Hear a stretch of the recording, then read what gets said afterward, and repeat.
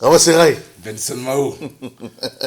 Comment tu vas? Ça va très bien, merci. Bah écoute, je te remercie de nous accueillir dans ton humble demeure. Tu es chez toi, vous êtes chez vous ici, y a pas de problème. Ah, je te remercie. On est ici dans le cadre des municipales, sur Épinay, bien évidemment. Le premier tour aura lieu le 15 mars. 15 mars. Ouais. Donc Dimanche 15 mars. j'avais annoncé que j'allais interviewer un peu tout le monde. Je viens de rencontrer Amis, qui soutient la liste de Salabourdi. Donc le concept étant enfin, d'interviewer tous les colistiers, en tout cas tous ceux qui font partie des comités de soutien de chaque liste qui est Au présentée. moins un colistier par liste. Par liste, voilà. Et après, si besoin, enfin, c'est possible plutôt, voir les candidats eux-mêmes. Après, on verra qui est disponible, qui ne l'est pas. Alors, on te voit actif, toi aussi. Parce que je te vois aussi, j'ai vu, bon, je vois Amis de son côté, je vois toi, je vois pas mal de gens aussi avec Majid aussi. Très actif sur le terrain, sur Instagram aussi, sur Facebook. Tu participes à des meetings, des réunions, c'est tout. Comment ça se passe? Et ben, pour tout te dire, ça se passe agréablement bien. Ouais. On a un retour des citoyens, que ce soit sur la distribution ou lors de nombreuses réunions d'appartements qu'on a pu mettre en place. Ouais. Euh, le retour est assez positif. Voilà. Ouais. Il y a une partie malheureusement de la population, et j'espère que ce soir tu me donneras l'occasion de leur adresser un message. Ouais. Une partie de la population malheureusement qui est abstentionniste sur notre ville. Voilà. Donc il y a encore beaucoup de gens qui sont sceptiques, qui n'y croient plus du tout. Ok. On a rencontré des gens qui avaient leur carte électorale depuis belle lurette et qui, pour tout te dire, ne votent plus depuis pas mal d'années. Donc je te laisse imaginer que ce genre de citoyens, on ne les laisse pas passer, du moins l'équipe dans laquelle je fais partie et dans la liste. Donc on prend le temps de discuter avec eux et à force de discussion, on arrive quand même à échanger et à leur redonner de l'espoir. Mais Voilà. c'est quand même inquiétant parce que bon, j'en parlais aussi avec ton collègue Amis de l'autre côté. On est une ville de à peu près 56 000 habitants. En 2014, j'énumère bien les chiffres, il y avait 24 000 inscrits, C'est ça, ouais. 11 000 votants, je crois. Et 13 000 abstentionnistes. 13 000 abstentions, c'est énorme. 13 000 abstentionnistes, j'ai envie de te dire déclarés, référencés dans le sens où ils sont inscrits sur la liste électorale. D'accord. Il y a une zone d'ombre par rapport à ceux qui ne sont jamais inscrits. Ok. Je prends mon cas, hein. Moi j'ai voté la première fois, j'avais 31 ans, c'était en 2007, c'était pour faire barrage à Nicolas Sarkozy à l'époque. T'as voté tard, hein? Ah ouais, j'ai voté tard, et il y en a beaucoup qui votent Donc tard. tu fais partie aussi de ces abstentionnistes. Oui, mais j'ai même mon grand frère, moi, qui est né Saïd, qui est né en 1959, Ouais. qui avait fait l'armée en plus, service militaire français, qui n'avait jamais demandé sa carte électorale. D'accord. Voilà, donc ça te laisse entrevoir un petit peu le. D'accord. Donc c'est une réalité pour beaucoup, ça. Ah, mais, énorme, énorme, énorme. Mais il n'avait jamais voté de sa vie, il n'a jamais eu de carte électorale. Là, il l'a prise D'accord. pour ses élections municipales. Il faut savoir que ça fait quand même 2-3 ans qu'on approche les gens aussi et qu'on les a inscrits, enfin du moins on les a encouragés à s'inscrire sur la liste électorale. Et c'est un vrai problème. Et aujourd'hui, clairement, si tu veux mon avis, Benson, sur la ville d'Épinay-sur-Seine, comme d'autres villes en France, hein, où il y a une concentration de quartiers populaires et un taux de pourcentage d'HLM assez élevé, notre principal ennemi, c'est l'abstentionniste. Mais est-ce que maintenant. L'abstentionnisme. D'accord. Est-ce que maintenant, mais vous maintenant, vous avez constaté, vous avez analysé cela, vous avez observé cela, est-ce que vous avez pensé à une stratégie pour gagner ces gens-là, ou bien les sensibiliser?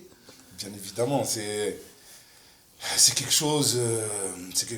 Parce que excuse-moi, hein, j'entends dire que ouais, de toute façon, les quartiers populaires, ils votent pas, ça vote pas, donc ça sert à rien de les regarder, alors que ce serait une force Bien évidemment. d'avoir Bien, ces gens-là. bien évidemment, si tu prends un quartier, ne serait-ce que pour prendre un exemple d'Orgemont, qui est le quartier le plus oublié d'Épinay-sur-Seine, C'est un quartier qui revient bah, beaucoup dans les interviews. il y a 6500 votants à Orgemont, et ils sont, un truc comme, si je ne me trompe pas, entre grosso modo 11 000 habitants.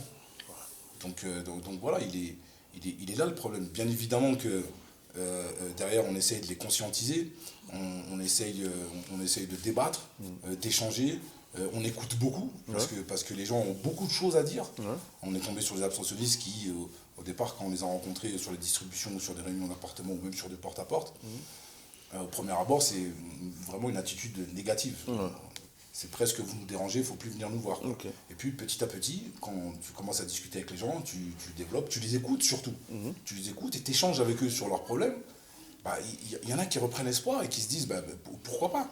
Parce que voilà, les gens, ils sont dans leurs problèmes. Ils sont souvent ils sont face à leurs problèmes, souvent ils sont seuls. On prend des quartiers comme Orgemont où la municipalité a complètement baissé les bras depuis belle lurette maintenant. Hein.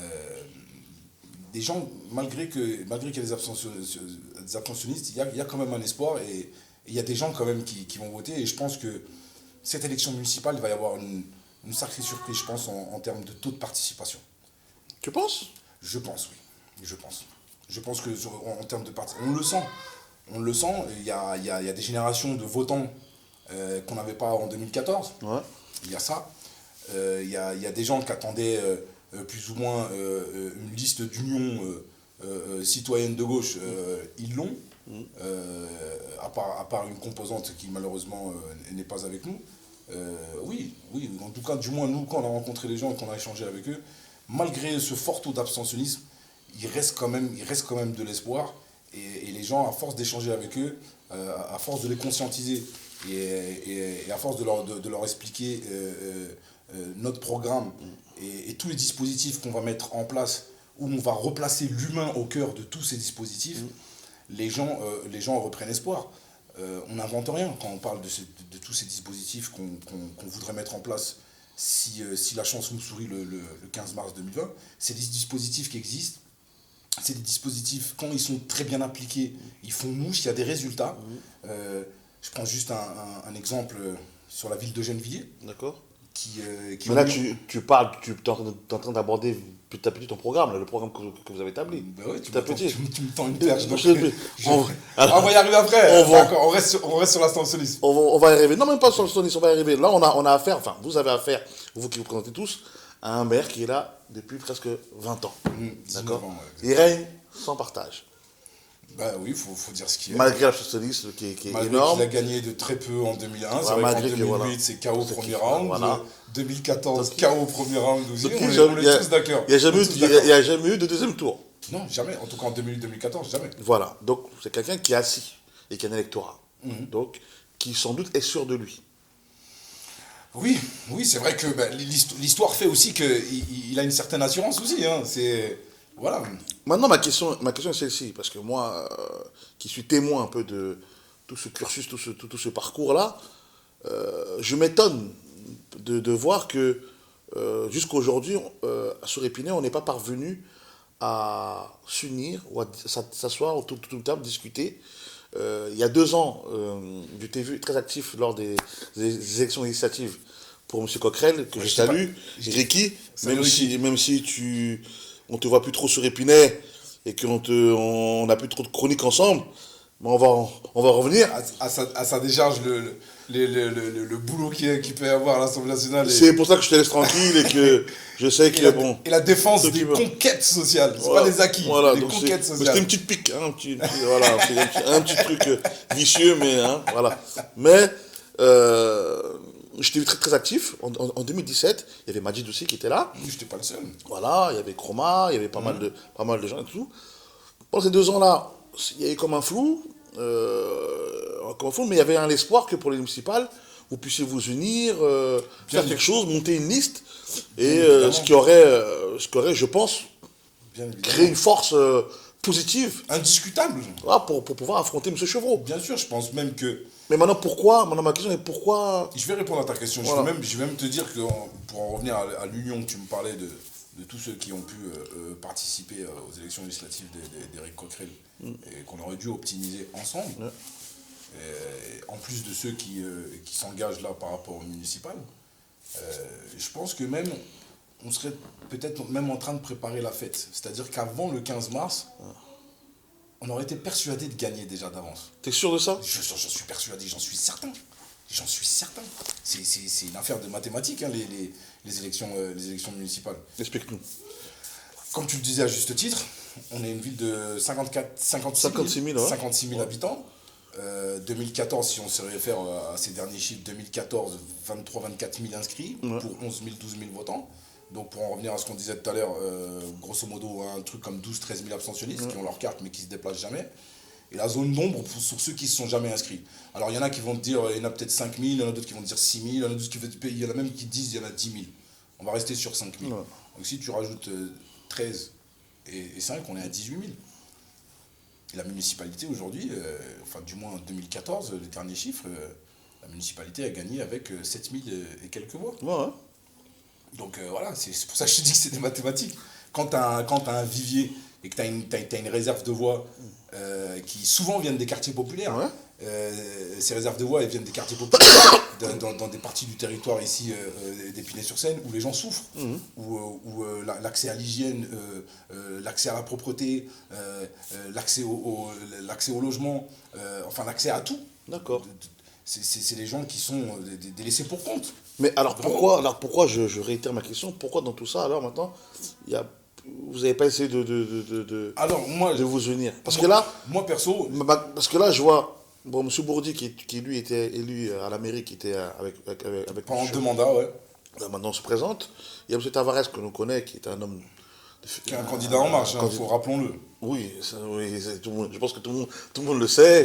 Ça, sur la vie, tout le monde le sait. M. Tavares, qui est un habitué de ces élections-là, un homme de science, comme j'aime à dire, un homme cultivé, un intellectuel. Qui a eu l'opportunité qu'il y ait des gens qui se rassemblent derrière lui qu'une seule fois en 2008. Voilà, donc là, il se présente. Et il y a Majid, et il y avait M. Le Borgne, mais lui qui vient de se retirer. Toutes ces listes-là, ça fait pas le jeu de M. Chevreau? Bien évidemment, bien sûr que... Ça l'avantage pas?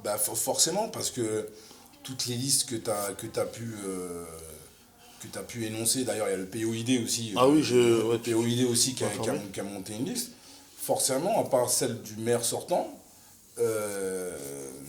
si tu analyses un peu, si tu observes un peu le contexte, tu vas te rendre compte que on va vers la même cible électeur. En particulier, pour le dire que, les habitants des quartiers populaires. Donc forcément, ça fait et ça va faire le jeu de la municipalité sortante. Mais en même temps, Benson, si tu t'arrêtes qu'à ça, tu fais rien. Nous, aujourd'hui, la prétention qu'on a, et c'est pareil pour tous ceux qui sont colistiers sur la liste, bon, Pierre Tavares, bien évidemment aussi notre tête de liste, tous nos soutiens, tous ceux qui nous aident dans la campagne, clairement, le cœur de notre programme, et le cœur de notre engagement, surtout politique, parce que disons-le clairement, c'est les gens. Je ne vais pas te sortir des grandes phrases de sociologues ou de Bourdieu ou je ne sais trop. Le cœur de notre engagement et le cœur de notre programme, c'est les gens. Et à commencer par les gens les plus vulnérables. Parce qu'aujourd'hui, sur Épinay-sur-Seine, les gens vulnérables, ce qui se passe aujourd'hui, c'est que la municipalité les observe, les laisse s'enfoncer dans leur propre merde, sans rien dire, en se disant, bon, ils vont finir par se faire expulser, ou ils vont finir par en avoir marre d'Épinay, puis ils vont partir. Puis voilà, ça nous fera une famille à problème en moins. Parce que ce qui se passe, c'est que depuis pas mal de temps, dans la municipalité, et pas que là maintenant, depuis longtemps, ce qu'ils se disent entre eux, c'est quoi? C'est Épinay, c'est une belle ville. On est à 6 km de Paris, on a la 86, on a la A15, on a le T8, on a le T11, là, l'express entre le RERC et la gare d'Épinay-Villetaneuse. On a 2 gares. Donc c'est une très belle ville. Stratégiquement parlant et au niveau de la géographie, il y a des appétits. Il y a des appétits qui s'aiguisent en termes de projets immobiliers, etc. Et donc, ce qui se dit dans la municipalité qu'on a là, et ce depuis longtemps, je ne vais pas commencer à sortir des noms, mais pour la plupart d'entre eux tous, c'est quoi le leitmotiv? Leur leitmotiv, c'est il faut se débarrasser des familles à problème. Il faut se débarrasser des familles à problème. Qu'est-ce que les familles à problème? Explique. C'est-à-dire que pour eux, il y a des familles qui posent problème sur la ville.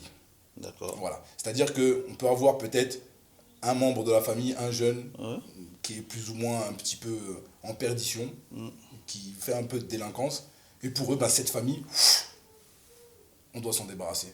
Un petit peu à l'image des bailleurs qui expulsent des familles parce qu'il y a un des membres de la famille, souvent un petit con, qui fait des bêtises ou qui se met dans divers trafics et ils sont expulsés. Alors, Nous, ce que nous disons, nous, notre liste, le printemps spinacier, avec Pierre Tavares en tête de liste, ce que nous disons, nous, c'est qu'on doit s'occuper des familles à problème. Très bien. Nous devons les accompagner, nous devons les soutenir, Très et bien. tout ça dans le cadre de la loi. Et ça, je l'entends. Vos motivations sont nobles, elles sont louables. Mais je reprends encore. Oui. Connaissant toutes ces problématiques-là, connaissant comment la municipalité d'aujourd'hui agit, connaissant leur intention, et vu l'historique des précédentes élections municipales, s'allier avec d'autres. Parce que quand en bon politicien, tu as botté en touche. Mais tu as botté un peu en touche, mais comment... Non, mais je te dis, avant, je vais te répondre clairement. Parce qu'en vérité, là, vous avez tous... Bon, là, je viens de voir, comme notre collègue Amis, ok, là, je viens de voir toi. Sûrement, la semaine prochaine, je vais voir l'auteur de Majid. Et ils vont vendre leur intention, il n'y a pas de souci. Bien sûr. Et ça, ok, mais maintenant, pourquoi ne pas s'unir pour Mon cher frère Benson, garantir mon cher frère Benson, une victoire certaine? Ce que tu es en train d'énoncer là, c'est l'idéal. Je te dis, ça aurait été rêvé. Je te dis que là, en ce moment même, on serait en train de fêter la victoire s'il y avait eu une union. Surtout des leaders de masse, des personnes qui sont vraiment issues du cru, qui ont grandi, et on a tous grandi ensemble. Je veux dire, par là, on a des souvenirs très très forts. Il y a un amour même fraternel, vraiment, qui est un petit peu ombragé, on va dire, avec ces histoires de parti pris. Mais dans ta question que tu m'as posée tout à l'heure, il y a ta réponse, Benson. Quand tu me dis qu'en 2017, j'étais avec un tel, et que tu ne comprends pas aujourd'hui qu'on est séparés. Moi, je suis resté droit dans mes bottes. Je veux dire par là, Éric Coquerel, à la base, et la France Insoumise, je ne connaissais pas trop. Les présidentielles, moi, j'ai voté pour Jean-Luc Mélenchon. Je vais te faire une confidence. C'est Adel Guapia, notre cher frère Adel Guapia, qui est syndiqué UNSA. Qu'on a vu dans une vidéo d'ailleurs, qui a fait un buzz sur Facebook. Voilà, syndicaliste chevronné. On te salue Adel Guapia. On te salue Adel Guapia, cher frère.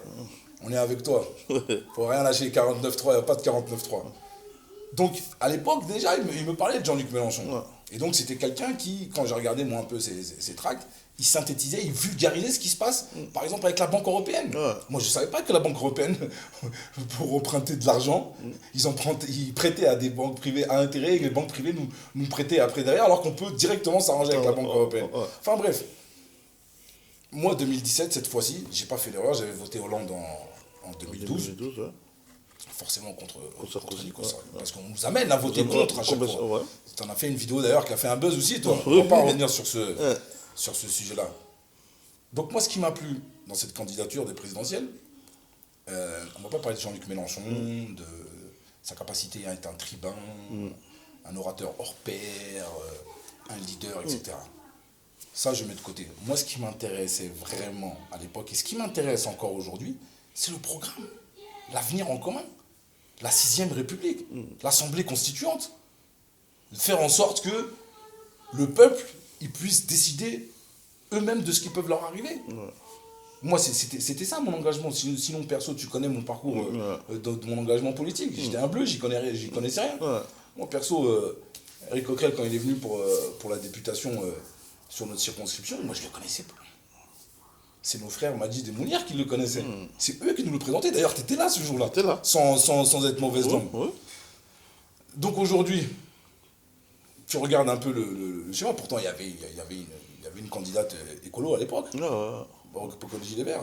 C'est pas elle qu'on a soutenu. On a soutenu Éric Coquerel, tu te souviens. Et Majid était avec nous. Donc aujourd'hui, on monte une liste avec Pierre Tavares qui était là aussi, qui nous a donné un sacré coup de main et qui était là vraiment très actif. On monte une liste. On a les soutiens de ceux qu'on a soutenus. Donc il y a comme un échange de bons procédés, quelque part aussi. Maintenant, il y en a qui choisissent d'aller avec l'un ou avec l'autre. Je veux dire par là, moi, ça me touche profondément. Ça me touche profondément parce que c'est des personnes, comme je te le disais à juste titre tout à l'heure, il y a un amour fraternel entre nous, vraiment. On ne se connaît pas d'hier.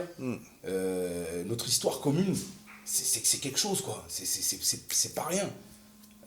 Voilà, il y a des gens avec qui j'étais à l'école, il y a des gens avec qui j'ai grandi. Mais bon, après, on est en démocratie. Les gens ont le choix, ils choisissent. Ouais. Et c'est tout à leur honneur.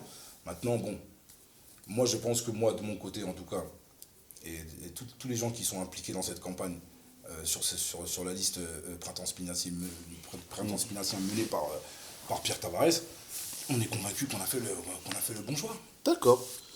Moi, perso, je ne suis pas là pour diviser. J'ai toujours essayé d'être un fédérateur Non, de bonnes intentions. non, je comprends.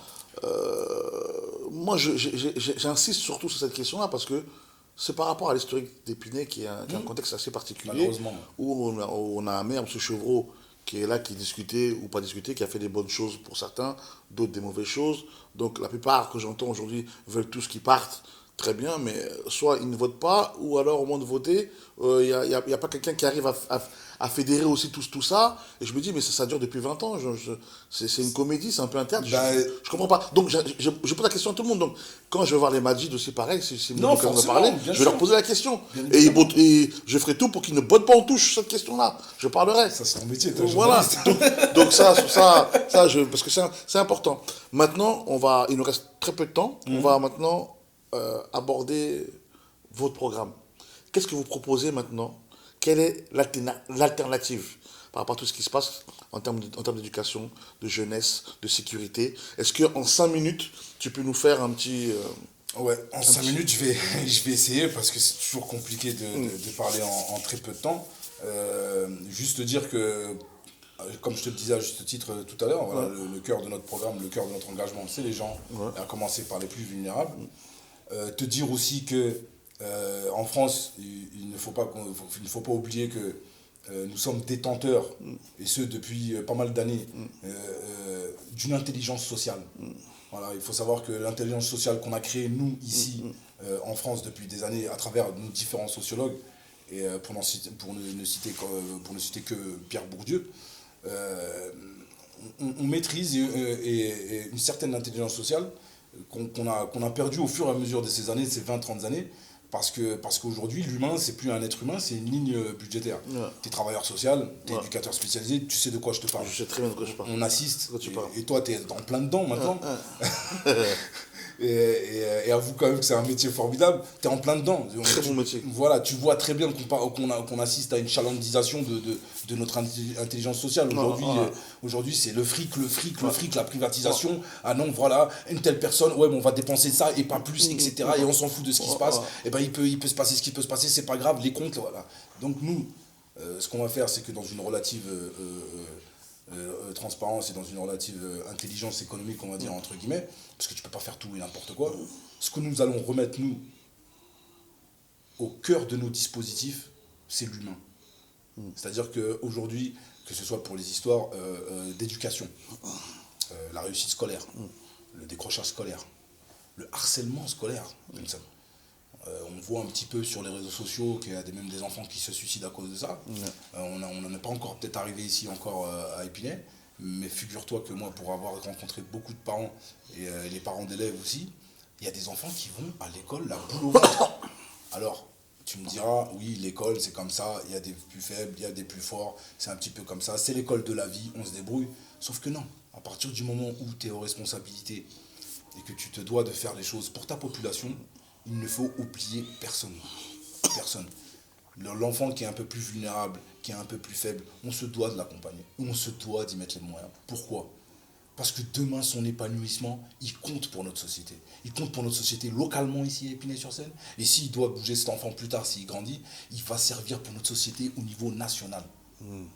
Il faut vraiment se pencher sur les gens, sur leurs problématiques, sur leurs attentes, sur leurs demandes, et surtout sur le fait qu'ils soient vulnérables ou non. On se doit de le faire. Voilà, l'éducation, c'est simple, on a des dispositifs qui existent. Il faudrait embaucher. Voilà.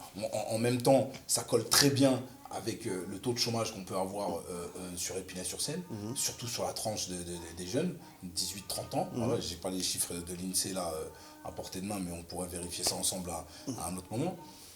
À partir du moment où c'est ce que nous allons faire si la chance nous sourit le 15 mars. Hein. À partir du moment où tu attaques à toutes les problématiques et que tu mets des dispositifs, mais pas un truc que tu inventes. Moi, j'ai pas fait d'études de sociologie. Ouais. Je suis pas un grand monsieur de la politique non plus. Mais en tout cas, ce que je peux te dire, c'est que dans des villes, il y a des choses, il y a des dispositifs qui sont mis en place où on remet l'humain au cœur de tous ces dispositifs. Des gens diplômés, des gens qui ont une autorité naturelle, des gens qui savent de quoi ils parlent, des gens qui viennent travailler avec les tripes, des travailleurs sociaux. Ouais. Tu ne le fais pas pour l'oseille, Non. tu le fais pour tes tripes. On est mal payé Voilà, mais tu le fais parce que ça vient de là, Ouais. parce que tu aimes les gens, parce que tu as envie de faire ton travail de colibri. Oui, bien sûr. Voilà. Mais moi, Et que l'éducation est très importante. moi, je suis pas prêt de l'arrêter ce travail de colibri. Ouais. Tu vois, Ouais. tout ce que j'ai pu faire, tout ce que j'ai pu œuvrer depuis ces années sur Épinay-sur-Seine. Alors, on va pas revenir sur le club de foot, puisque je suis un des principaux fondateurs de l'académie de football d'Épinay-sur-Seine. Il faut le rappeler. Ah, ben oui. On t'avait donné un surnom par rapport à ça. Je m'en souviens plus. Rabamovic. Oui, Rabamovic, Rabaola, on m'avait sorti. On m'avait même. Il y a même un pote, l'enfoiré. Il m'a appelé une fois Nicolas. Ah, donc moi j'ai rigolé, je lui ai répondu si j'arrive à faire ne serait-ce qu'un dixième en amateur ici à Épinay de ce qu'il a pu faire Nicolas dans son secteur là-bas à Montpellier, parce qu'on parle de Nicolas un peu à son âme sur ce qu'il a pu faire avec Montpellier et comment ils sont montés en Ligue 1 et comment ils ont pu évoluer. Mais il faut savoir que c'est un super mec, il a fait beaucoup de choses, il a œuvré beaucoup socialement sur son territoire, il a sorti vraiment des gens de la merde. Quoi. Donc là, on a beaucoup parlé d'éducation, tout, bon, lié aussi à la jeunesse. En termes de sécurité, il y a quelque chose de... En fait, dans notre dispositif qu'on va mettre par rapport à toutes les questions de sécurité, ce qui vraiment préoccupe les habitants de cette ville, du moins ceux qui sont vulnérables, c'est tous les actes de délinquance liés à l'insécurité. Et donc cette police municipale, on va redéfinir ses missions. Ouais. Okay. Et ce qu'on souhaite mettre en place si la chance nous sourit le 15 mars, c'est un dispositif où on va remettre l'humain au cœur de tous ces dispositifs et on va faire une équipe de médiateurs, une équipe d'éducateurs de prévention spécialisée, dit éduc de rue, que tu connais, Ouais. et une équipe de correspondants de nuit. Voilà. D'accord. Et donc en articulation, selon le contexte du jeune, selon le moment où on rencontre le jeune, voilà, on va articuler tout ça pour que justement on puisse faire un travail sur notre jeunesse, du moins pour ceux qui dérapent dans la délinquance, à les ramener à arrêter le décrochage scolaire, revenir à un cursus d'études et pourquoi pas un cursus de formation. Voilà, l'émancipation de notre jeunesse, elle est là la clé de la sécurité sur notre ville. D'accord. C'est aussi simple que ça. Maintenant, j'ai juste une petite question avant qu'on puisse clôturer. Je n'ai pas pu la poser à ton collègue ami tout à l'heure, mais tout ce que vous avez sur votre programme en termes de... Enfin, tout ce qui concerne la jeunesse, l'éducation, la sécurité, tout, est-ce que ce sont des choses qui sont réalisables? Est-ce que ça a été contrôlé par un cabinet de gestion ou bien est-ce que vous avez... Alors, bien évidemment que c'est réalisable. Tout ce qui se passe sur notre ville, Ouais. il faut qu'on se dise clairement les choses. Il n'y a aucun fatalisme. Il faut qu'on arrête de rentrer dans des formes de fatalité. Parce que ce qui se passe, c'est que dans d'autres villes qu'on connaît, pas si loin que ça, hein, il y a des dispositifs qui sont mis en place et ça paye. Il y a des résultats, des très bons résultats. Il y a des objectifs qui sont fixés et ils sont atteints. Pourquoi? Parce qu'on maîtrise l'intelligence sociale. En France, on fait partie des meilleurs dans le monde, si ce n'est les meilleurs même. Et que derrière, les dispositifs, ils sont très bien mis en place avec des vrais professionnels, des gens du cru. Parce que là, elle est là la clé de la réussite aussi. Pour s'occuper de notre jeunesse, il nous faut des gens de chez nous. Et nous, pour en revenir à ce que je te disais par rapport au chômage sur notre ville d'Épinay, les 18-30 ans, voire même les 18-35 pour certains. Voilà quoi, le bas blesse à ce niveau-là, on a beaucoup de chômeurs malheureusement. Donc d'un côté, on a des problèmes d'insécurité, on a des gens qui ont un profil qui pourrait très bien travailler pour notre ville et pour notre jeunesse. Donc j'ai envie de dire, mettons les dispositifs en place. On n'invente rien, ça existe déjà dans d'autres villes, ça marche. On n'est pas dans l'utopie, on n'est pas en train de faire des calculs sur la comète ou en train de rêver, non. D'accord. On parle de choses concrètes, on parle Des de choses que vous avez dispositifs. étudiées. Oui, alors bien sûr qu'ils sont étudiés, elles sont mises en place dans d'autres villes. Ça coûte, forcément ça coûte de l'argent d'employer, d'embaucher des gens.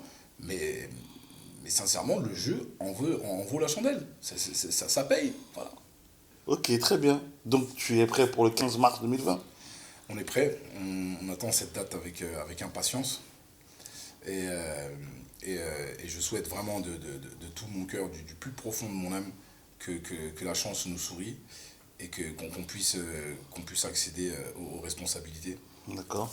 Parce que clairement, je te le redis encore, hein, je vais peut-être un petit peu être radoteur, mais clairement, le cœur de notre programme et le cœur de notre engagement politique, du moins les gens qui font partie de ces listes, moi perso, tu me connais, tu sais très bien que j'ai toujours fait les choses pour les gens. Ouais. Et on me l'a même reproché dans Ouais. ma famille, Ouais. mes parents, ma femme même, Ouais. qui me le reproche souvent, à dire écoute, voilà quoi, faut que tu t'occupes un peu de toi. Mais je m'occupe de moi, je prends le temps de m'occuper de moi. Mais voilà, ça me prend dans les tripes ce qui se passe sur notre ville, ça me prend dans les tripes les gens, comment ils peuvent souffrir, quelle que soit la thématique qu'on a pu aborder depuis des années, pas que pendant cette campagne, parce que ça fait longtemps que nous sommes, pour la plupart qui faisons partie de cette liste Printemps Spinacia, ça fait pas mal d'années même, j'ai envie de te dire, que nous sommes un peu le réceptacle de nos habitants, qui nous racontent tout ce qu'ils subissent, comment ils souffrent. Et nous, il y a un moment, voilà, on n'a pas les moyens, on n'a pas les outils, on n'a pas le pouvoir, clairement, pour les accompagner, pour les soutenir, pour les aider. Et donc, voilà, il nous manque ce pouvoir justement pour mettre en place tous les dispositifs qu'on a envie de mettre en place. Et voilà, je te le redis encore, c'est les gens. Voilà. Ok. On y va pour les gens. Bah écoute, moi je te souhaite bonne chance. En espérant que vous parveniez à sensibiliser ceux qui ne votent pas. Donc vraiment, bah écoutez, à toi et à Pierre Tavares et à tous ceux qui vous accompagnent, bah écoutez, bonne chance. Merci beaucoup. Je pense pouvoir rencontrer Pierre Tavares bientôt pour lui parler, si possible. Et puis nous on se reverra. Et puis bon, je serai toujours dans les parages, à guetter, à observer les moindres faits et gestes. Donc merci de m'avoir reçu. Moi, Je t'en prie, moi et mon équipe, je suis très content de t'avoir voilà, t'avoir entendu. Hein, c'est toujours cette aisance-là qui fait plaisir. Donc nous, Merci personne. c'est un plaisir. Donc nous, on se revoit très bientôt. C'était Confiance oblige dans le cadre des élections municipales 2020 sur la ville d'Épinay. Génération Konzo. On se voit très bientôt. Peace.